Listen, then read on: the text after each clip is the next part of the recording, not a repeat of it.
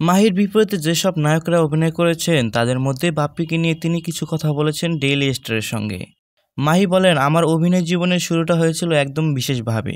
অভিষেক সিনেমার নায়ক ছিলেন বাপ্পী। আমাদের দুজনেরই প্রথম সিনেমা ছিল ভালোবাসার রং। সিনেমাটি মুক্তির পর দর্শকের ভালোবাসা আর প্রশংসা আমরা দুজনেই পেয়েছিলাম প্রচুর। সেই সিনেমায় যেন আমাদের দুজনের জীবনে এক নতুন সূচনা হয়েছিল। তখন থেকে বাপ্পী শুধু আমার সহ অভিনেতা নয়, আমার খুব কাছের একজন বন্ধু হয়ে যায়। আজও সেই বন্ধুত্বটা ঠিক আগের মতোই আছে। বাপ্পী মানুষ হিসেবে খুবই ভালো, একদম সহজ সরল, বিনয়ী আর মিশুক স্বভাবের। ওর সাথে সম্পর্কটা ঠিক বন্ধুত্বের মধ্যে সীমাবদ্ধ নয়, কখনো কখনো ঝগড়াও হয়, তবে সেটা সিরিয়াস কিছু নয়, বরং সেই খুনসুটি হাসি ঠাট্টা ছোটোখাটো মনোমালিন্যই আমাদের বন্ধুত্বটাকে আরও মজবুত করেছে।